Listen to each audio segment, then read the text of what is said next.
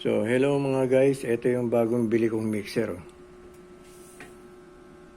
Pareha siya ng Yamaha mixer. Ang tatak niya ay Morpand. Ayan, nabili ko to sa online. 7-channel mixer din to. Pareho siya. Ayan, Sa tunog naman o performance, maganda. Okay ang sound niya. Pwedeng pang event, pwedeng pang videoke player to. Ikakabit mo sa videoke. Maganda tunog. Yan, 7-channel mixer siya, di ba? Meron siyang mic input. 1, 2, 3, 4, 5. Mic input mono. XLR. Tapos meron siyang dalawang... bale, ito pala yung 6 and 7 niya. Kasi 5 to 6 and 7. Ayan. Yan yung 6 and 7 na 2 groups of stereo input channel. Ayan, yung dalawa na yan. Pwede magsaksak dyan ng CD player o kahit yung cellphone dyan, pwede. Pwede din naman dito. Kaya lang, pag dito ka nagsaksak sa line na yan, ang tunog niya mono. Pag dito, left and right, syempre, stereo. Kasi may nagsasabi nito, stereo daw to eh. Sinubukan ko yun noon, hindi naman. Wala siyang separation. Hindi nagpapalitan yung tunog. Pero dito, okay, may separation. Dito, wala, mono yan. Kaya nga tinawag natin na XLR mono input. Sabi ng iba, ano raw yan, stereo. Kasi nga, meron siyang nakalagay na left and right. Ayan, to. Left and right pan. Left lang yun, pero tsaka right. Pero hindi siya stereo. So ngayon, eto ngayon siya, sa channel 1 ng mic, ayan. Sa line, ito insert. Ito line. Pwede ka rin dyan magkabit ng microphone. Yung mga microphone na dynamic. Tapos, ito yung gain niya. Ito pan, left and right. Ito naman yung EQ niya na high, mid, low. Auxiliary volume, yan. So, ito yung effect niya. Slider, yan.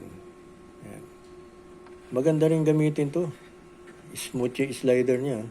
Maganda, walang kalug, Yan, hindi siya makalug masyado. Mura pa. Ayan.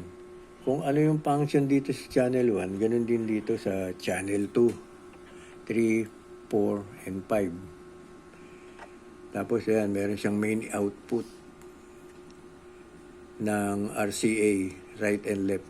Ganun dito na right and left mono, TRS ba yung tawag doon? Yung jack. TRS yan, dalawa na yan.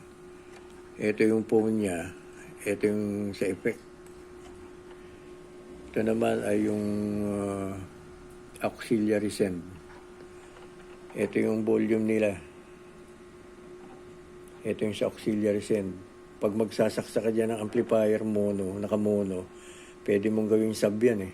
Yan, ito ang volume. Malakas, maganda tunog pag ginawa mong sound, yung sub. Gagamit ka ng kailangan meron kang yung crossover, papadaanin mo sa low. Solid na solid ang bass niya, maganda. Yan. Ganun din dito yung function nitong tinatawag nating 2 groups of stereo input channel na yan, yung dalawa na yan. Meron siyang gain, tapos pan, left and right. Yan, talaga ito, left channel, iba ang tunog. Tapos dito sa right, iba rin ang tunog. May separation siya, hindi ka pares dito. Mono.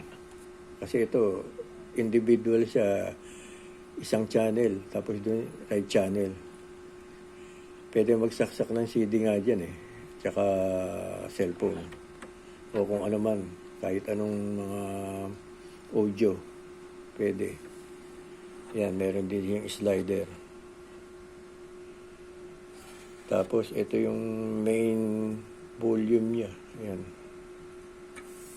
main volume yan. Tapos ito yung ano niya, yung volume niya sa USB at saka MP3. Ganon din dun sa kung may nakasaksak ka ritong CD player or cellphone.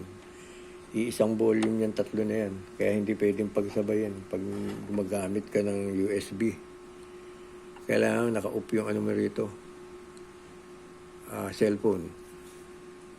Pero dito, individual yan. Pwedeng hindi ka na mag-off yan. May tigi-tigi silang volume. O, yan. Yung slider na yan. May sarili ring gain. Yan. Yan, ganun dito. Yan. Okay, yan. Sa susunod, testingin natin to para malaman natin kung, o para marinig nyo yung tunog. Kasi gabi na, may natutulog na, hindi na ako makakapag-test. Salamat. Sana nagustuhan yung tinuro kong ito. Thank you.